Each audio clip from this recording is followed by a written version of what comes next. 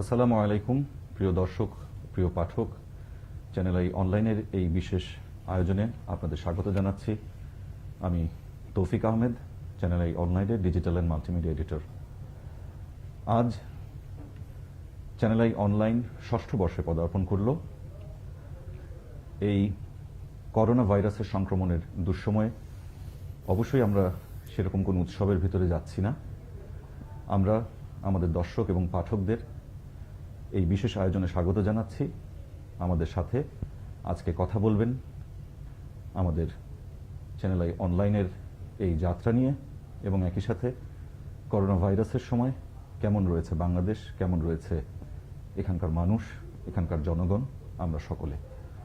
আমি এই আয়োজনে স্বাগত জানাচ্ছি চ্যানেল আই সংবাদের প্রধান বার্তা সম্পাদক এবং চ্যানেল আই অনলাইনের সম্পাদক জনাব জাহিদ নেওয়াজ খান জুয়েলকে। জুয়েল ভাই কেমন আছেন? ওয়ালাইকুম সালাম। কেমন আছি? আসলে এই মুহূর্তে বাংলাদেশ যেমন আছে, সারা বিশ্ব যেমন আছে, আমরাও একই রকম আছি। ছোট্ট একটা উদাহরণ দিই যে প্রতিদিন সকালে একটা অসম্ভব চিন্তা নিয়ে আমার ঘুম ভাঙে। আমি ঘুম থেকে উঠে এমনিতেই নিউজ চ্যানেল অন করি, আর এখন যেটা হয় যে ঘুম যখনই ভাঙুক, যেরকম আজকে আমার ঘুম ভেঙেছিল 6:45 দিকে প্রথম, আমি উঠে বিবিসির 7টার জন্য অন করলাম এবং একটা আশা করি যে বিবিসি বা সিএনএন বা ওয়ার্ল্ড মিডিয়া একটা ব্রেকিং নিউজ দিচ্ছে বা দিবে যে পৃথিবী থেকে করোনা ভাইরাস ফিনিশ হয়ে গেছে। আশার বাণী, হুইচ ইজ নট পসিবল। হ্যাঁ, এটা হবে না, এটা হওয়া সম্ভব না। কিন্তু সবারই এই যে আশার বা এই যে ভেনিশ হয়ে যাক, এই যে চাওয়া, এটার একমাত্র কারণ হচ্ছে যে গত 3.5 মাসের চেয়ে একটু বেশি সময় ধরে করোনা ভাইরাস সারা বিশ্বকে, প্রথমে চীন, দেন ইরান, তারপর ইটালি, স্পেন, ফ্রান্স, যুক্তরাষ্ট্র, ওইসব জায়গা এবং ইভেন অনেকদিন ল্যাটিন আমেরিকা মুক্ত ছিল, এখন ল্যাটিন আমেরিকা, এশিয়া, সিঙ্গাপুর প্রথম দিকে মুক্ত ছিল, এখন সিঙ্গাপুর, ভারত এবং বাংলাদেশ। আমরা 8ই মার্চ প্রথম করোনা ভাইরাস শনাক্ত হয়েছিল এদেশে এবং আজকের যে ডাটা, প্রথম দিন কয়েকজন ছিল, আমরা প্রথম দেখতাম যে 8 জন, 5 জন, 10 জন, গত কয়েকদিন সেটা 200 থেকে 300, আজকে সেটা প্রায় 500, 492 জন এবং একই সঙ্গে মৃত্যুর সংখ্যাও বাড়ছে। 100 ছাড়িয়ে গেল, আজকে 100 ছাড়িয়ে গেছে। সো এটা মানে মানুষের জন্ম হলে মৃত্যু হবে, এটা হচ্ছে খুবই স্বাভাবিক একটা বিষয়। কিন্তু মৃত্যু যে এত কাছে, মৃত্যু যে এত সন্নিকটবর্তী, বা মৃত্যু যে এভাবে আমাদেরকে প্রতিনিয়ত ওই অর্থে তাড়া করতে পারে, সেটা আমরা এই যে বিশেষ যে সময়টি এসছে, যে আমরা করোনা ভাইরাসের কারণে উপলব্ধি করতে পারছি আরো বেশি। সো আমাদের যেটা হলো যে ওই অর্থে যদি বলি যে ভালো নেই। আমি যদি আমার যে নিউজ রুম, এখানে আমরা 200 কর্মী কাজ করি, আপনি যদি জাস্ট আমার এই রুমের দরজাটা খুলে বাইরে যাই, আমরা দেখবো যে ফাঁকা। কেন? আমরা একেবারেই যাদেরকে, যে কাজের জন্য যাদেরকে না আনলেই নয়, তাদেরকে নিয়ে আমরা অফিস রান করছি। সো এটার একটা সাইকোলজিক্যাল স্যাড ফিলিংস আছে এবং এটা আমাদেরকে আরো বেশি বাস্তবতার ইঙ্গিত করে। সো ওই অর্থে এটা আমাদেরকে তাড়িত করে, কষ্ট দেয়, আমরা প্যানিকড হই। তো সব অর্থে তারপরেও বলবো না যে ভালো নেই, বলবো না, এখন পর্যন্ত ভালো আছি। এখন পর্যন্ত বাংলাদেশের 99% বেশি মানুষ বা আরো বেশি, হ্যাঁ, এখন পর্যন্ত ভালো আছে। এবং সো আমরা সেই আশাটা নিয়ে আছি যে আমরা হ্যাভক যেটা হওয়ার আশঙ্কা আছে, সেই হ্যাভক ছাড়াই যদি আমরা মুক্তি পেতে পারি এই ইয়ে থেকে, করোনা ভাইরাস থেকে, এটা আমাদের প্রার্থনা। জুয়েল ভাই, আমাদের আইন শৃঙ্খলা রক্ষাকারী বাহিনী, আমাদের চিকিৎসকরা, গণমাধ্যম কর্মীরা খুব প্রচন্ডভাবে কাজ করছেন, সচেতনতার কাজটা করছেন। তো এই আজকে 44তম দিন, যদি 8 মার্চ প্রথম শনাক্তের দিন ধরি আমরা, তো সেখান থেকে 2948 জন এখন পর্যন্ত আক্রান্ত শনাক্ত হয়েছে। দেখা যাচ্ছে প্রতিদিন 67 জন করে, আমাদের গড়ে প্রতিদিন আসছে আর কি। তো এই যে লকডাউন, শাটডাউন যেগুলো আলোচনা হচ্ছে, বা সরকার যেটাকে প্রথমে সাধারণ ছুটি ঘোষণা করেছিলেন, সে জায়গায় আমাদের জনগণের কতটুকু আরো সচেতন হওয়া প্রয়োজন আপনি মনে করছেন? সচেতন তো হতেই হবে। আমি জাস্ট একটা এক্সাম্পল দেই যে গত ফেব্রুয়ারি মাসের 7 তারিখে আমি দিল্লি গিয়েছিলাম। আমি দিল্লিতে যে ইনস্টিটিউটে লেখাপড়া করেছিলাম তাদের বছরে একটা ইউনিয়ন হয়, সারা বিশ্ব থেকে সেখানকার সাবেক ছাত্রছাত্রীরা যায়, যারা ইন্ডিয়াতে লেখাপড়া মানে ইন্ডিয়ান যারা তারা সেখানে আসে, যারা এখনকার স্টুডেন্ট ওরা সবাই আসে। সো আমি 7 তারিখে যখন দিল্লিতে যাই, আমি ঢাকা এয়ারপোর্টে ইন দ্য মিনটাইম কিন্তু করোনা ভাইরাসের সময় 1 মাসের বেশি পেরিয়ে গেছে। 31শে ডিসেম্বর যদি অফিসিয়ালি প্রথম অ্যানাউন্সমেন্ট থাকে, জানুয়ারি মাসটা গেছে, ফেব্রুয়ারি মাসের প্রথম সপ্তাহ সেটা। আমি ঢাকা এয়ারপোর্টে করোনা ভাইরাসের ওই রকম কিছু খুব বেশি টের পেয়েছি সেটা বলবো না। আমি কিছু স্মার্ট অফিসার দেখেছি যে যারা এরকম মাস্ক পরে ঘুরছে, বাট ইভেন আমি নিজেও কিন্তু ফিল করি নাই যে আমাকে একটা মাস্ক নিয়ে এয়ারপোর্টে বা এরকম একটা প্লেনে উঠতে হবে। সো হোয়াট হ্যাপেন্ড, আমি যখন দিল্লি এয়ারপোর্টে নামলাম, সিচুয়েশনটা ডিফারেন্ট দেখলাম। কীরকম দেখলাম, যে নামার পরই আমাদেরকে এরকম লেখা আছে যে তুমি যদি চীন থেকে এসে থাকো, তুমি যদি হংকং থেকে এসে থাকো, তুমি যদি সিঙ্গাপুর থেকে এসে থাকো, তাহলে তুমি এই রাস্তায় যাও। তুমি যদি জাপান থেকে এসে থাকো, এই রাস্তায় যাও। অন্যান্য দেশ থেকে এসে থাকো, এই রাস্তায় যাও। এবং তারপর আমরা দেখলাম যে ইমিগ্রেশনের যে কাউন্টারগুলোতে সেখানে তারা স্পেশালি বাচ্চাদেরকে খুব টেক কেয়ার করছে, যে যাওয়া মাত্রই এখন আমরা দেখতে পাচ্ছি যে এরকম হাত ধোয়ার যে বিষয়টা, হ্যান্ড স্যানিটাইজার, এবং দেখলাম যে যাওয়া মাত্রই ওরা সব বাচ্চাদেরকে এক ধরনের স্যানিটাইজ করে দিচ্ছে, আমাদেরকে হ্যান্ড রাব দিচ্ছে। সো ইট স্ট্রাক মি, যে এর মানে হচ্ছে যে আমরা যতটা শূন্যের মধ্যে বসবাস করছি বাংলাদেশে, বিষয়টা এরকম না বাইরে। আমি যখন 10 তারিখে ফিরলাম দিল্লি এয়ারপোর্টে, দেখলাম যে আরো বেশি মানুষের মানে করোনার বিষয়ে এক ধরনের সচেতনতা। বিপরীতে আমি ঢাকা এয়ারপোর্টে নামলাম, আমি খুব দুঃখের সাথে বলতে হবে যে হ্যাঁ ছিল, যেরকম আমাকে নামার পরই প্রথম একটা হেলথ কার্ড দেওয়া হলো, বলা হলো যে এটা ফিল আপ করে দিতে হবে, ফিল আপ করে দিয়ে আমাকে আসতে হবে। কিন্তু আরেকজন অফিসার আমাকে বললেন বা আমাদেরকে বললেন যে না, যদি আপনি বাংলাদেশের পাসপোর্ট হোল্ডার হয়ে থাকেন তাহলে আপনি এটা ফিল আপ করতে হবে না। একজন মহিলা আমি দেখলাম যে উনি এক ধরনের রেইনকোটের মতো পরা অথবা পলিথিন দিয়ে একটা কিছু বানানো, উনি এসে আমাদের জাস্ট টেম্পারেচার দেখছেন। আবার এটাও যে আমরা যারা এসছি, যেরকম আমি স্বেচ্ছায় গিয়েছি ও দেখুক আমার টেম্পারেচার ঠিক আছে, কিন্তু অনেকে এটাকে অ্যাভয়েড করে যাচ্ছে। এই কথাটা কেন বলছি, এই কারণে বলছি যে ওই অর্থে তখন আমরা খুব বেশি রাষ্ট্রীয়ভাবে সরকারিভাবে খুব বেশি সচেতন ওই অর্থে ছিলাম না।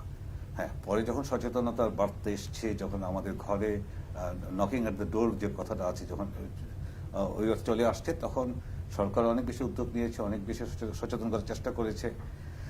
বাট ইয়েস, আমি বলবো যে ওই অর্থে আমরা 1.5 মাস পিছিয়ে আছি। আমরা যদি ফেব্রুয়ারি মাসে বা জানুয়ারি মাসে এই জিনিসটা শুরু করতে পারতাম, তাহলে হয়তো সচেতনতার মাত্রা আরো বাড়তো, আমাদের লকডাউনটা হয়তো আরো বেশি ওই অর্থে কার্যকর হতো। এখন এটা ডিপেন্ড করে যে আসলে কয়েকটা বিষয় আছে। যেরকম আজকে একজন ফেসবুকে ফান করে হলেও সে কিন্তু সত্য কথা বলেছে, লকডাউনটা হচ্ছে বড় লোকদের জন্য, যে আপনি এনাফ টাকা পয়সা আছে, এনাফ খাবার আছে, আপনার টিভিতে নেটফ্লিক্স আছে, সারাদিন আপনি বাসায় আছেন, নেট আছে, আপনি বাসায় এক ধরনের ছুটির আমেজে আছেন। হয়তো ভালো লাগার কথা না, হ্যাঁ, যে একটা ওই অর্থে বোরিংনেস, ওই আপনার বোরডম চলে আসতে পারে, কিন্তু আপনি থাকতে পারছেন। যে মানুষটাকে দিন এনে দিন খায়, হ্যাঁ, সেই অর্থে যাকে মানে কাজে আসতেই হবে, তার জন্য লকডাউনটা কার্যকর হবে না আনলেস আনটিল আমি যদি তার সেই বেসিক নিডগুলো ফুলফিল করতে ব্যর্থ হই, তাহলে সেই লকডাউন কাজ করবে না। তো নিশ্চয়ই আমাদের সরকার এবং এই মেকানিজমের সঙ্গে যারা ইনভলভ আছেন তাদেরও নিশ্চয়ই একটা পরিকল্পনা আছে, এবং যদি আমাদেরকে আরো দীর্ঘ সময়ের জন্য লকডাউনের প্রিপারেশন লাগে, তাহলে এই বিষয়গুলো যত দিন যাবে অত বেশি আপনাকে সেই সাপ্লাই চেইনটা রক্ষা করতে হবে, যে মানুষের বেসিক নিড ফুলফিল হবে না সে কিন্তু লকডাউন মানবে না। যেরকম একটা এক্সাম্পল দিই, যে আমি যখন অফিস করি, পারতপক্ষে আমি অফিসে খেতে চাই না এখন, বাট আমার যে ক্ষুধা লাগে, হ্যাঁ, আমার যে ক্ষুধা লাগে, তখন কিন্তু আমি সব সচেতনতার পরও চাইবো যে ঠিক আছে আমার ড্রয়ার বিস্কিট আছে, আমি বের করে খাই। হ্যাঁ, তো ক্ষুধাটা খুব ইম্পর্টেন্ট, যে যার সে ক্ষুধা লাগবে, তার যদি ক্ষুধা নিবৃত্তির সুযোগ না থাকে, তাহলে সে কিন্তু রাস্তায় আসবে, বের হবে, এবং সেক্ষেত্রে সংক্রমণের আশঙ্কা বাড়বে।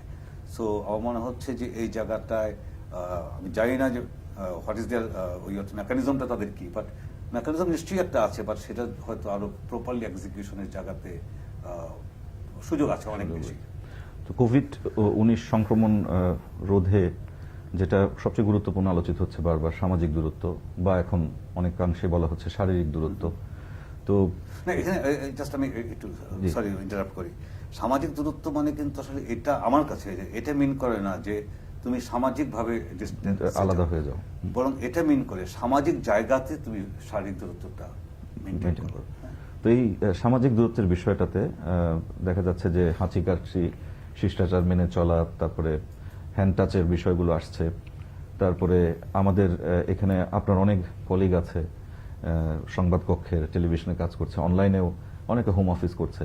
তো কোনটা আমাদের চ্যানেল আই সংবাদ এবং চ্যানেল আই অনলাইনের টার্নিং পয়েন্ট ছিল, যেই মোমেন্টটাতে আপনি এবং আমাদের বার্তা প্রধান শাইখ সিরাজ সাহেব যেটা চিন্তা করেছেন যে কিভাবে এই সোশ্যাল ডিস্টেন্সিংটা এনশিওর করা যায়? আপনাকে ধন্যবাদ। আমি যে কথা একটু আগে বলছিলাম যে আমি ইন্ডিয়া গিয়েছিলাম, তার আগে আপনি মার্কিন যুক্তরাষ্ট্রে গিয়েছিলেন। আপনি এসে আপনার এক্সপিরিয়েন্সটা শেয়ার করেছিলেন যে আপনি বিমানবন্দরগুলোতে কি দেখে এসছেন, এবং বিপরীতে আপনি ঢাকাতে কি দেখছেন বা দেখেছেন। সো একইভাবে আমি যখন দিল্লি থেকে ফিরলাম, মানে এটা একটা জাস্ট আমি বলবো যে একটা ওই উপলক্ষ, হ্যাঁ, এটা যে কারো ক্ষেত্রে ঘটতে পারতো যে অন্তত ইন্ডিয়ানদের ওই প্রস্তুতি দেখে আমাদের মধ্যে, আমার মধ্যে, বা আপনি যে বিমান দেখেছেন আপনার মধ্যে, এবং ওই অর্থে আমাদের এই যখন আমরা কথা বলছিলাম আমাদের মধ্যে এই একটা বিষয় কিন্তু কাজ করতে শুরু করলো। জিএস রাষ্ট্রীয়ভাবে সরকারিভাবে নিশ্চয়ই উদ্যোগ হবে, কিন্তু তার আগে আমাদেরকে সুরক্ষা দেওয়ার জন্য আমাদের কি কি করা উচিত। তো আমরা তখনই কিন্তু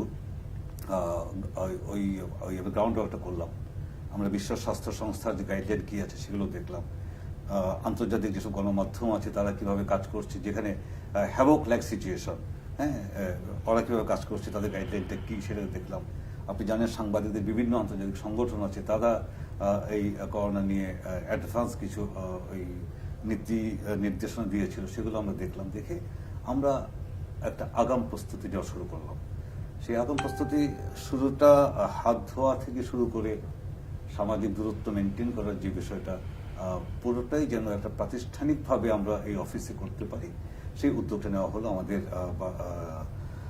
ম্যানেজিং ডিরেক্টর বা আমাদের বার্তা প্রধান এবং আমাদের যারা ইনফ্যাক্ট ম্যানেজমেন্টের দায়িত্বে আছেন, তারা আমাদেরকে সেই গাইডলাইনগুলো দিলেন এবং ওই অনুযায়ী আমরা ব্যবস্থা নিলাম।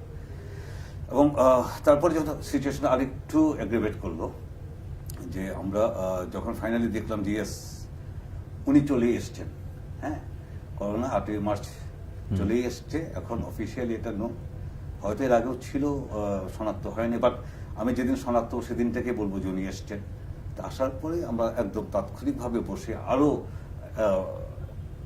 মানে 15 দিন, 1 মাস, 2 মাসের কি কি সিচুয়েশন যেতে পারে সেই অনুযায়ী আমরা ওয়ার্কআউট করলাম। এই ওয়ার্কআউটের একটা ক্ষেত্রে আমরা প্রথম এটা নিশ্চিত করার চেষ্টা করলাম যে কাজটা বাসা থেকে করা সম্ভব, সেই কাজের জন্য ওই কর্মীকে আমরা অফিসে আনবো না। কেন? একটা হচ্ছে যে শুধুমাত্র যে তাকেই আমি সুরক্ষা দিচ্ছি তা না, যত কম লোক অফিসে থাকবে আপনার পার্সেন্টেজ ওয়াইজ আপনার সংক্রমণের মাত্রা অত কমবে।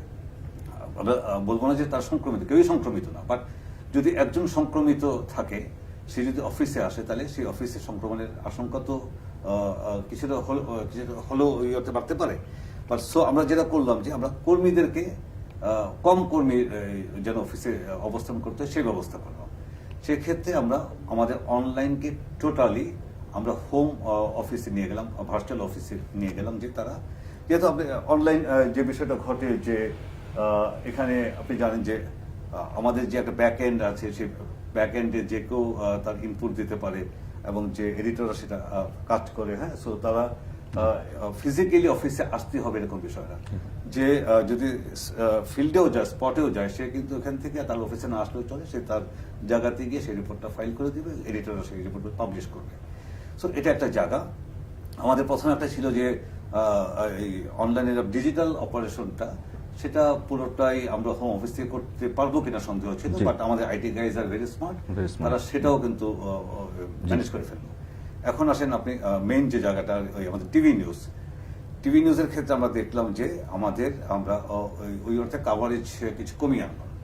যে আননেসেসারি যেসব কাভারেজ থাকার কথা এগুলো আমরা একদম বাদ, লেস ইম্পর্টেন্ট কাভারেজ বাদ। খুব বেশি একটা হচ্ছে যে মেনলি আমাদের ফোকাস থাকবে হচ্ছে করোনা, আর তার সাথে ওই সময় কথা বলছি যে মার্চের এই 8 মার্চ 10 মার্চ বা 11 মার্চের সময়, ওই সময়গুলোতে যেগুলো খুব ইম্পর্টেন্ট শুধুমাত্র আমরা সেগুলো কভার করব। তো সেক্ষেত্রে আমরা দেখলাম যে আমাদের রিপোর্টার আছে 32 জন। সো আমাদের 32 জনকে অফিসে আসতে হবে এরকম বিষয়। আমাদের কাভারেজ যদি কম থাকে তাহলে আমরা 10 জন 12 জন দিয়ে আমরা রিপোর্টার দিয়ে আমাদের সবকিছু কভার করা সম্ভব। আমার ক্যামেরা পার্সন আসছে 20 জন। সো আমার যদি রিপোর্টার সংখ্যা কমে আসে অটোমেটিক্যালি আমার ওই ক্যামেরা কমে আসবে। সো আমরা তখন এটা করলাম যে খুব ইম্পর্টেন্ট ইভেন্ট বিষয় ছাড়া কভার করা বন্ধ করে দিলাম। এবং একটা পর্যায়ে গিয়ে যখন প্রথম মৃত্যুর ঘটনা হলো 18 মার্চ, সরকার যখন লকডাউনের মানে ঘোষণা না করেও লকডাউনের মতো একটা সিচুয়েশনে গেলে তখন আমরা আমাদের কর্মী সংখ্যা ওই অর্থে আরো কমিয়ে আনলাম যে শুধুমাত্র করোনা কভার আমরা করবো, তার বাইরে আমরা অন্য কিছু কভার করবো না। তো সেক্ষেত্রে কি হলো, যদি আমার কন্টেন্টের কভারেজ কমে আসে তাহলে আমার এডিটর, ভিডিও এডিটরের সংখ্যা অটোমেটিক্যালি কমে আসে। তো সেই আপনি দেখবেন যে আমি যেরকম আজকে আমি লেখা লিখছিলাম আমাদের অনলাইনের জন্য যে গত বছর 20 এপ্রিল আমাদের অনলাইনের প্রতিষ্ঠাবার্ষিকীর আবহাওয়াটা কেমন ছিল। ছেলেরা মেয়েরা এক ধরনের ফেস্টিভিটির মধ্যে ছিল, মেয়েরা অনেকেই শাড়ি পরেছিল, আমরা অনেকে পাঞ্জাবি পরেছিলাম, উপরে একটা অনুষ্ঠান ছিল এবং পুরো কম্পাউন্ডের মধ্যে একটা উৎসব সেরা কর্মী পুরস্কারও দেওয়া দিয়েছিল। কিন্তু আজকে যখন আমি তাকাই যে আমি দেখবো যে অনেকগুলো ওয়ার্ক স্টেশনে লেখা আছে হোম অফিস থেকে কাজ চলছে, বন্ধ করবেন না। এর মানে হচ্ছে যে ওই যে নিউজ এডিটর যে ডেস্ক বা এডিটরের যে ডেস্ক অথবা ইন্টারন্যাশনাল যে ডেস্ক তারা বাসা থেকেই কাজ করছে। হ্যাঁ, সো এটা যেটা বলছিলাম যে এক ধরনের একটা ইমপ্রেশন দেয় একটা ফাঁকা জায়গা, বাট এটাই হচ্ছে বাস্তবতা। সো আমরা যেটা করেছি যে আমরা সর্বনিম্ন সবচেয়ে কম বেশি কর্মী দিয়ে সবচেয়ে বেশি আউটপুট কিভাবে দেওয়া যায় সেরকম একটা ব্যবস্থা দিয়েছি। বিশেষ রোস্টারে আমরা গিয়েছি যে আমরা যেরকম এখন হয়তো 5 দিনে 1 দিন অফিস এক একজনের ওয়ার্কিং আওয়ার লম্বা হয়ে যাচ্ছে, সকাল 10টা থেকে রাত 12টা, কিন্তু প্রতিদিন তাকে আসতে হবে না। এবং এটা কিছু সাইন্টিফিক বিষয় আছে যে আল্লাহ না করুক যে কারো ইনফেক্টেড হয়, সাধারণত 5ম দিনে গিয়ে একটা সিমটম দেখা দেয়।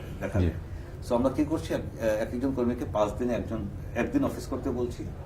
সো এর মধ্যে আমরা এই মানে আশঙ্কা করি না যে কেউ ইনফেক্টেড হবে, বাট আল্লাহ না করে কেউ যদি ইনফেক্টেড হয়ে যায় তাহলে আসলে সে অফিস আসার আগেই নিজের শরীর দেখে বুঝতে পারবে যে তার অফিসে হয়ে যায় he should come or not. So সবচেয়ে কম কর্মী দিয়ে আমরা এই মুহূর্তে নিউজ পরিচালনা করছি। তবে আমি যদি বলি যে বোথ ভার্চুয়াল অফিসে অনলাইন কম কর্মী দিয়ে টিভি কন্টেন্ট ওয়াইজ কিন্তু কোনোটাই ওই হচ্ছে কন্টেন্ট কিন্তু প্রচুর আছে। হ্যাঁ, এবং কেন আমি হয়তো সেটা আরেকটু পরে আলোচনা সেটা আপনাকে ব্যাখ্যা করতে পারবো। ধন্যবাদ।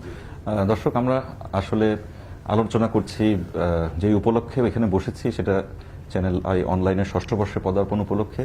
যেহেতু করোনা ভাইরাস একটি মহামারী হয়ে দেখা দিয়েছে সারা বিশ্বে এবং বাংলাদেশেও এর প্রভাব পড়েছে, সেজন্য আমাদের আলোচনার অনেকটা জুড়েই এই বিষয়টি রয়ে যাচ্ছে। তো জুয়েল ভাই, চ্যানেল আই অনলাইনের বিষয়ে একটু আসি। চ্যানেল আই অনলাইন শুরু করার পরিকল্পনাটা কিভাবে ছিল, এরপরে তো যাত্রা। ধন্যবাদ। আচ্ছা, তাহলে আগের প্রশ্ন আরেকটু বলে দিই। জি। যে সেটা হচ্ছে যে এই মুহূর্তে আমাদের যে সাংবাদিকতা, সেই সাংবাদিকতার এই বিশেষ সময়ে আমাদের একই সময় একটা ফোকাস থাকে। এখন ফোকাসটা কি? অবশ্যই আমাদের প্রথম ফোকাস হচ্ছে আমাদের নিজেদের সুরক্ষা। আমরা সবকিছু করব করোনা সম্পর্কিত, কিন্তু নিজেকে সুরক্ষিত রেখে। সেটার জন্য আমরা কিছু সেশন করেছি, আলোচনা করেছি। প্রতিনিয়ত মাঝে মধ্যে চিল্লাচিল্লি করতে হয়, তোমার এই ইয়ে দেখছি মাইক্রোফোনে এটা কাভার দেখছি না কেন, হ্যাঁ, অথবা তুমি মাস্কটা ঠিক মতো পাওনি কেন। তো সেটা হচ্ছে একটা বিষয় যে প্রথমত হচ্ছে নিজেদেরকে সুরক্ষিত করা। সেকেন্ড হচ্ছে নিজেদেরকে সুরক্ষিত রেখে আমার এখনকার ফোকাস হচ্ছে যে আপনি জানেন সাংবাদিকতার মেইন কাজ হচ্ছে সত্য উন্মোচন, তাই তো? তো এই মুহূর্তে সত্য উন্মোচনটা হচ্ছে যে করোনার ক্ষেত্রে কর্তৃপক্ষীয় বলি, সরকার বলি, রাষ্ট্রের বলি, তার যে প্রস্তুতি, তার যে জবাবদিহিতার জায়গাটা, সেটাকে ফোকাস করা। আপনি দেখবেন যে গত 1-1.5 মাসে সরকার অনেক প্রস্তুতি নিয়েছে, তার অনেক কাজ আছে, কিন্তু অনেক কিছু কিন্তু হয়েছে গণমাধ্যমে রিপোর্ট হওয়ার পরে। পিপিই নিয়ে তো আলোচনা, N95 মাস্ক নিয়ে যে যা হচ্ছে, অথবা ওই স্বাস্থ্যকেন্দ্রগুলোর কি অবস্থা, এগুলো সবই কিন্তু গণমাধ্যমে, পত্রিকাতে হোক, টিভিতে হোক, অনলাইনে হোক, রেডিওতে হোক, গণমাধ্যমে রিপোর্ট হওয়ার পরে কিন্তু অনেক আমরা অ্যাকশন দেখেছি। সো সেক্ষেত্রে এখনকার সাংবাদিকতা যদি এটা হয় যে নিজেকে সুরক্ষিত রেখে কর্তৃপক্ষকে জবাবদিহিতার জায়গায় রাখা, যাতে আরো কম সংখ্যক সংক্রমণ ঘটে, কম মানুষের মৃত্যু হয়। আমরা ওই ক্ষেত্রে যত বেশি অ্যাকশনে থাকতে পারবো, সংক্রমণ এবং মৃত্যু অত কমবে। প্লাস হচ্ছে, আপনি জানেন যে এখন হচ্ছে এটা সামাজিক যোগাযোগের মাধ্যমের সময়, যেখানে ফেসবুক, আমরা এই যে ফেসবুকে আমরা লাইভ করছি, বাট এই ফেসবুকেই খবরের চেয়ে অখবর, সত্যের চেয়ে গুজব এবং রিয়েল কাজের চেয়ে আপনার প্রচারণা, হ্যাঁ আমি এই করেছি সেই করেছি।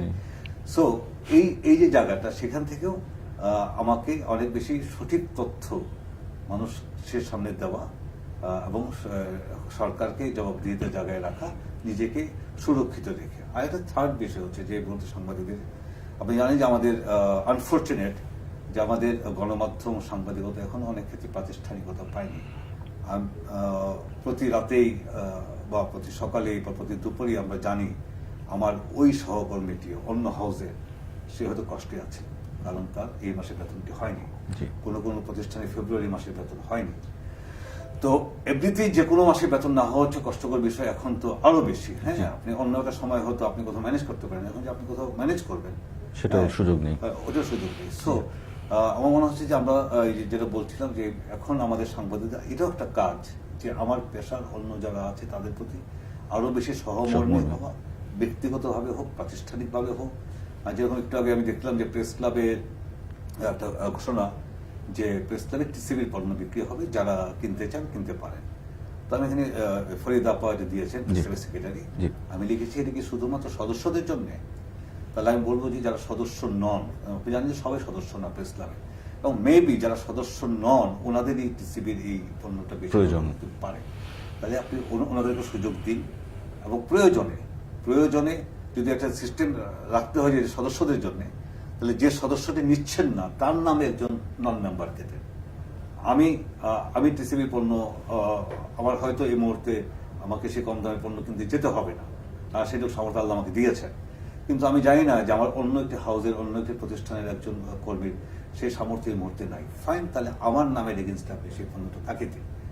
তো এই জায়গাটা যে নিজেকে সুরক্ষা নিশ্চিত করা, সরকারের জবাবদিহিতা নিশ্চিত করা এবং আমাদের সহকর্মী অন্য সামগ্রিকভাবে সবার প্রতি সমব্যথী, সমমর্মী থাকা, এই তিনটা জায়গা এখন খুব গুরুত্বপূর্ণ আমাদের সাংবাদিকদের জন্য। আর আপনি যে প্রশ্নটা করেছিলেন সেটা, সরি, চ্যানেল আই অনলাইনের যাত্রার পরিকল্পনাটা কিভাবে? আপনি জানেন যে ইনফ্যাক্ট আমার যদি নিজের ব্যাকগ্রাউন্ড বলি, যে আমি ছাত্র জীবন থেকে সাংবাদিকতা করি, কিন্তু আমার প্রাতিষ্ঠানিক সাংবাদিকতা শুরু হয়েছে ইউএনবিতে, নিউজ এজেন্সি, বার্তা সংস্থা। আমি 94 থেকে 2004 সেখানে কাজ করি। 2004-এ যখন বিডি নিউজ হয়, আপনি আলমগীর হোসেনের নাম বাংলাদেশের অনলাইন জার্নালিজমের পুরোধা পুরুষ, আমি বলবো ফাউন্ডিং ফাদার আলমগীর হোসেন, রাশেদ চৌধুরী এবং আমরা কয়েকজন মিলে, মানে আলমগীর ভাইয়ের উদ্যোগে, রাশেদ ভাইয়ের সাপোর্টে এবং আমার অংশগ্রহণে আমরা বিডি নিউজটা শুরু করি। তারপর সেটা বছর দুয়েক পরে সেটা আবার ডিফারেন্ট ওই অনারশিপে যায়, আমরা একটা অংশ আর সেখানে কন্টিনিউ করিনি, এবং তার 1 বছর পর আমি 2007 সালে চ্যানেল আইডি জয়েন করি। 2000 এবং আমরা যখন চ্যানেলে আমি বেসিক্যালি যখন কাজ করছি, আপনি জানেন যে আপনার সাথে আমাদের সঞ্জয় চাকি নামে একজন রিপোর্টার আছেন, এখন উনি আছেন কানাডাতে, he was very active in online. হ্যাঁ, সো আমরা কিন্তু ওটা ঘুরঘুর খুসখুস ছাদে বসে বিভিন্ন জায়গায় কথা বলতাম যে ফাইন, আমার এই টিভি কন্টেন্ট তো ওকে, বাট আমরা যেদিকে যাচ্ছি, আমাদের ডিজিটাল বাংলাদেশ যেদিকে যাচ্ছে, ইন্টারনেট যেদিকে যাচ্ছে, এখন মানুষের অনেক বেশি মানুষ ডিভাইস নির্ভর হয়ে যাচ্ছে। হ্যাঁ, সে হয়তো একটা নিউজ টিভির কন্টেন্ট, বা সে হয়তো দেখছে মোবাইল ফোনে। সো তখন আমাদের মধ্যে এসব আলোচনা যখন হচ্ছিল, এবং আমরা মনে করছিলাম যে আসলে এখন শুধুমাত্র টিভিতে কেন্দ্রীভূত না থেকে আমাদের ডিজিটাল অনলাইন অপারেশন যাওয়া উচিত। দেন আমরা সেটা আমাদের বার্তা প্রধানকে অ্যাপ্রোচ করলাম, আমাদের ব্যবস্থাপনা পরিচালককে অ্যাপ্রোচ করলাম, এবং ওনারা আমাদেরকে গো হেড দিলেন, এবং আমরা 2015 সালে আমাদের ওই সময়কার এডিটর এনসি ছিলেন সাইফুল আহমেদ ভাই, সাইফুল আহমেদ ভাইয়ের সহযোগিতায় আমাদের মানে বার্তা প্রধানে বলবো যে এক ধরনের অন্ধ ভাবেই মানে কি বলে এটাকে ব্ল্যাঙ্ক চেকে সেন্টার দিয়েছি যে তোমরা এটা কর। তো সে তখন আমরা 2015 সালের 20 এপ্রিল আমরা অপারেশন আসি, বাট এটা কাজ শুরু হয়েছিল 2014 সালের অক্টোবর নভেম্বর মাস থেকে। আপনি জানেন যে আমরা একটা one of the finest recruitment এক্সামের মধ্য দিয়ে আমাদের প্রথম যে কর্মী বাহিনী আমরা নিয়োগ করেছিলাম, তাদের জন্য আমরা ট্রেনিং এর ব্যবস্থা করেছিলাম। এর পরের ধাপে যারা এসেছিল ওদের জন্য আমরা একইভাবে পরীক্ষা এবং ট্রেনিং এর ব্যবস্থা করেছি, কারণ আমাদের লক্ষ্য ছিল একটাই, যে আমরা গুড জার্নালিজম করব। অনলাইনের যে বিষয়টা এক ধরনের, এটা নিয়ে বিভিন্ন ধরনের সমালোচনা আছে, সেটার বিপরীতে দাঁড়িয়ে আমরা গুড জার্নালিজম করব। এই কারণে আমরা প্রফেশনাল জার্নালিস্ট, গুড সোলের জার্নালিস্ট খুঁজে বের করার চেষ্টা করেছি এবং 2015 সালের 20 এপ্রিল বিবিসির বোধহয় ফ্রান্সেসকা আনসফোর্থ ওনার হাত দিয়ে ইনঅগ্রেশন এই লঞ্চিং এর সময়। এবং এটা একটা বিষয় যে আমাদের ব্যবস্থাপনা পরিচালক যখন বিবিসির লোকজনকে বললেন যে তারা এটা উদ্বোধন করবেন, আপনি জানেন যে বিবিসি পৃথিবীর one of the best journalistic প্রতিষ্ঠান, তারা সবচেয়ে ভালো জার্নালিজম প্র্যাকটিস করে। আমার যদি গুরু আমি বলি আতাউর সামাদ স্যার, যিনি বাংলাদেশ বিবিসি প্রতিনিধি ছিলেন এবং যিনি আমাদেরকে বারবার শিখিয়েছেন check it out, cross check করো, এই যে গুড জার্নালিজম। হ্যাঁ, তো এটা আমরা ওই অর্থে ফরচুনেট, এবং এটা আমাদের উদ্দেশ্যটাও কিন্তু আমাদের এই লক্ষ্য অবজেক্টিভটাও কিন্তু ক্লিয়ার করে যে কেন আমাদের ওই দিন চ্যানেলে অনলাইনে লঞ্চিং এর সাথে বিবিসি কে কেন আমরা চুজ করলাম। তো তারপরে তো 5টি বছর গেল। আমরা গত মাসের 18 মার্চ পর্যন্ত, মানে আমি সামটাইমস আই ফিল স্যাড যে আমি আমার ছেলেদেরকে মেয়েদেরকে দেখছি না, হোম অফিসে কাজ করছে। হ্যাঁ, বাট আমরা প্রচুর ভিডিও কনফারেন্সিং এ কথা বলতে হচ্ছে। হোপফুলি যে আমরা হয়তো এই সময়টা খুব দ্রুতই কেটে যাবে, আমরা আবারও আমাদের এই টিভি নিউজরুমের 200, আমার অনলাইনে 50 জন নিয়ে আমরা একসাথে আবার অফিস স্টার্ট করতে পারবো। অবশ্যই, সে আশা আমরা সবাই আছি। জুয়েল ভাই, চ্যানেলে অনলাইন সম্পর্কে আরেকটা প্রশ্ন, এটা তো আপনি সম্পাদক হিসেবে আপনার তো পুরো জায়গাটাই ভালো লাগার, তো এর ভিতরেও আমাদের ওয়েব পোর্টালের কোন বিষয়টা আপনার কাছে ব্যতিক্রমী মনে হয় বা আরেকটু আপনার কাছে নিজের পছন্দের জায়গা বলে আপনি মনে করেন? পুরোটাই তো আপনার জায়গা। প্রথম বিষয় বলবো যে স্পোর্টস। অবভিয়াসলি আমাদের যে স্পোর্টস সেকশন খুব বেশি কর্মী নেই, কিন্তু তারপর আমাদের স্পোর্টস সেকশনটা কন্টেন্টের ভেরিয়েশন বলি, কন্টেন্টের ইমিডিয়েসি বলি, টাইমলি কন্টেন্ট দেওয়া এবং একটা ভেরিয়েশন রাখা, প্লাস নাম্বার অফ কন্টেন্টস প্রচুর। হ্যাঁ, যে ইভেন মানে সামটাইমস আমার মনে হয় যে চাইলে অনলাইন একটা স্পোর্টস পোর্টাল, মানে এটার কারণ হচ্ছে যে মানুষের আগ্রহের জায়গা সেটা। সো ওই জায়গাটা একটা জায়গা আমাদের। আমরা অনলাইনের যে একটা বড় জায়গা হচ্ছে বিনোদন, কিন্তু আমরা ওই বিনোদনের নিউজে যাই না যেটা সকল শুধুমাত্র হিট বাড়াবে, হিট জেনারেট করবে। আমরা রিয়েলি বিনোদন এবং এন্টারটেইনমেন্ট এবং কালচারের জায়গাটা ফোকাস রাখার চেষ্টা করি। আমরা অবশ্যই যেটা হচ্ছে যে আমি একটা জিনিস বলতে চাই যে channel I as a whole, যে সে কখনো ভুল জার্নালিজম করতে চায় না, যেটা ব্রেকিং নিউজ দিয়ে 2 মিনিট পরে উঠিয়ে দেওয়া, এটা আমরা করতে চাই না। আমরা প্রয়োজন সেকেন্ড হব, ফার্স্ট হতে গিয়ে আমরা কোনো করবো, ভুল তথ্য দেবো না। সো চ্যানেলে অনলাইনও, টিভির মতো চ্যানেলে অনলাইনও এই জিনিসটা খুব ভালো মতোই করতে পারছি যে আমরা তাৎক্ষণিক নিউজ দিচ্ছি কিন্তু ভুল সংবাদ দিচ্ছি না। আর এমনিতে যেটা বললেন যে ওভারঅল তাই। আর আরেকটা হচ্ছে যে আমাদের যে মাল্টিমিডিয়া কন্টেন্ট বাংলাদেশের ওভারঅল হতে পারে যে আমরা যেহেতু টিভির অনলাইন, এই কারণে হয়তো আমাদের ডিজিটাল কন্টেন্টের দিকে আমাদের ঝোঁক বেশি, কিন্তু এর মধ্যেও কিন্তু আমরা প্রচুর, যেটা টিভিতে না, টিভির বাইরে কিন্তু আমরা প্রচুর মাল্টিমিডিয়া কন্টেন্ট দিয়েছি। এটা হচ্ছে আরেকটা জায়গা। আর যদি বলেন হতাশা জায়গা কোনটা, হতাশা জায়গা শুধুমাত্র চ্যানেলে অনলাইন না, ওভারঅল আমাদের যে অনলাইনের যে জার্নালিজম, আমি নাম বলি সেটা বিবিসি বাংলা হোক, প্রথম আলো হোক, কালের কণ্ঠ হোক, আমরা হই, এনটিভি অনলাইন হোক, আমাদের ল্যাঙ্গুয়েজের যতই আমি তাৎক্ষণিকতার মধ্যে যাই, হ্যাঁ, সেই ল্যাঙ্গুয়েজের মধ্যে ভুল থাকে, বানানে ভুল থাকে। আমার মনে হচ্ছে বাংলাদেশের মানে আমাদের তো বটেই, চ্যানেলে অনলাইনে তো অবশ্যই জায়গাটাকে আরো বেশি ওভারকাম করতে হবে। শুধু চ্যানেলে অনলাইন না, বাংলাদেশের টোটাল প্রিন্ট স্ট্রিম মিডিয়ার এই অনলাইনের এই জায়গাটাকে আরো বেশি গুরুত্ব দিতে হবে। যে ইয়াস, আমার প্রুফ রিডিং এর টাইম নেই, তাহলে আমাকে ওই কর্মী লাগবে যে বানানটা সঠিকভাবে জানে। আমি খুব দ্রুত আমাকে ইয়ে করতে হয়, পাবলিশ করতে হচ্ছে, কন্টেন্ট দিতে হচ্ছে, তাহলে আমাকে যোগ্য এডিটর লাগবে যে কম সময়ের মধ্যে সুন্দর একটা ল্যাঙ্গুয়েজ দিয়ে আমাকে দিয়ে দেবে, কন্টেন্ট দিয়ে দেবে। সো এই জায়গাটাতে আপনি আমাদের রিসোর্স সবাইকে বাড়াইতে হবে, সেটার জন্য ট্রেনিং লাগবে। প্রয়োজনে আরো যদি বেটার রিক্রুটমেন্ট করতে হয় ওইটাও করতে হবে। বাট এই জায়গাটা যদি আমরা ওভারকাম করতে না পারি, আমার মনে হয় যে আমাদের মানে অনলাইনকে বা অনলাইন ইন্ডাস্ট্রিকে এস্টাবলিশ করতে সময়টা একটু বেশি লাগতে পারে। অথবা আমি যদি সহজে বলি যে আমি শুদ্ধ সংবাদিত করতে চাই, আমাকে শুদ্ধ বাক্য লিখতে হবে, আমাকে শুদ্ধ বানান লিখতে হবে। কারণ হচ্ছে যে আমি একটা ভুল জিনিস মানুষকে দিতে পারি না। আমার স্কলে যদি একটা বানান ভুল যায় বাই চান্স, ট্রান্সফর্ম ঘটে, যে নিউজ রুম থেকে লিখে ট্রান্সমিশন দিল, এটা অনেক সময় কনভার্ট করতে গেলে ঝামেলা লাগে, যে সুরক্ষার জায়গায় হয়তো সুরক্ষা যাচ্ছে, I would get 10 to 12 phones in 5 minutes. ভাই তোমার বা আপনার ভুল যাচ্ছে এখানে, এই যে এটা এই যাচ্ছে। এর মানে হচ্ছে যে মানুষ সচেতন, আবার যে সচেতন না, ফর বোথ আমাকে সঠিক জিনিসটা দিতে হবে, যেমন সঠিক তথ্য, সঠিক বানান, সঠিক বাক্য। ধন্যবাদ। আমরা একদমই শেষ দিকে, আপনার ষষ্ঠ বর্ষে আমরা পদার্পণ করেছি চ্যানেলে অনলাইন, এবং একই সময় আপনার যারা দর্শক পাঠক, আমাদের যারা দর্শক পাঠক, তারা সবাই আমাদের দেশের নাগরিক, আবার বাংলাভাষী বিভিন্ন দেশে ছড়িয়ে ছিটিয়ে আছেন। তাদের উদ্দেশ্যে এই দিনে আপনার কি বলার আছে, এবং এই করোনা ভাইরাসের সময় আপনি আর কি বলতে চান, সে যদি আমাদের ক্যামেরা লেন্সে বলেন। খুব বেশি কিছু বলার নাই। একটা হচ্ছে যে আমরা একটা কঠিন সময় পার করছি, এমন একটা বিষয় যে এই কঠিন সময়টা আমি জানি না, বা আমরা জানি না যে কবে আমরা ভ্যাকসিন পাবো, আমরা জানি না যে কবে আমরা আসলে একটা ওষুধ পাবো। বাট ইয়েস, মানুষের অসাধ্য কিছুই নেই, মানুষের অসম্ভব বলতে কিছু নেই। আমরা হয়তো 3 মাস 3.5 মাস ভুগছি, বাট হয়তো এটা 6 মাসের বেশি ভুগতে হবে না, সেই আশা আমার আছে।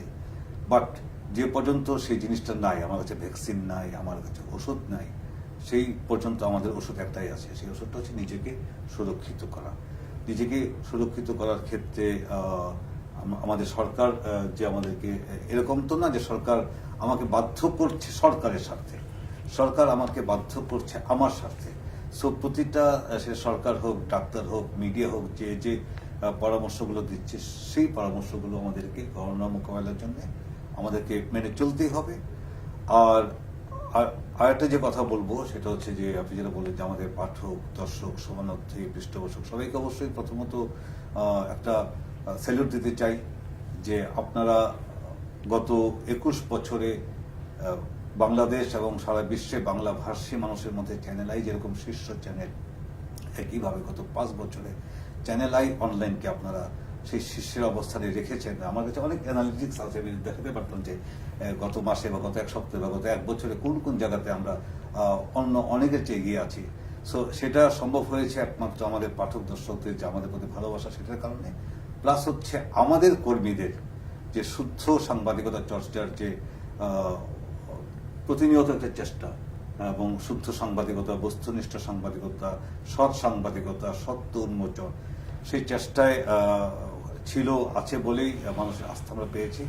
আমরা আপনাদেরকে এই কমিটমেন্টটা দিতে চাই যে আমাদের সত্য উন্মোচনের সাংবাদিকতা, যেরকম আমি যেটা বলি যে এবার আমাদের প্রতিষ্ঠাবার্ষিকীতে কোনো উদযাপন নাই, কিন্তু আমার কাছে, আমার কর্মীদের কাছে, আমাদের সকলের কাছে আরো বেশি সঠিক তথ্য দিয়ে, আরো বেশি সত্য উন্মোচন করে মানুষের কাছে তথ্য জানানোটাই হচ্ছে আমাদের এক ধরনের উদযাপন।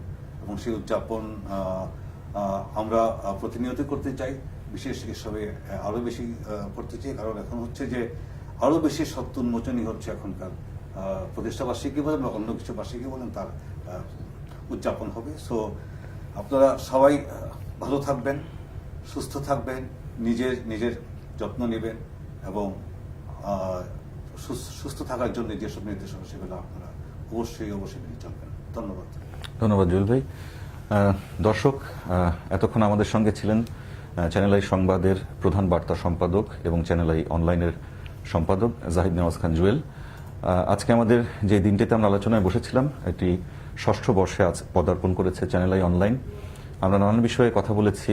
আমরা করোনা ভাইরাসের এই মহামারীর সময়ে কিভাবে আমাদের জীবন চলছে, কিভাবে বিশ্বের প্রতিটি মানুষ বিপর্যস্ত হয়েছে এবং কিভাবে আমরাও আজ আক্রান্ত, সেই জায়গা থেকে আলোচনা শুরু করে আমাদের আজকে প্রতিষ্ঠাবার্ষিকীর দিনের বেশ কিছু স্মৃতি এবং চ্যানেল আই অনলাইনের একদম গোড়ার দিককার বেশ কিছু স্মৃতি নিয়ে আমরা কথা বলেছি আপনাদের সবার সঙ্গে।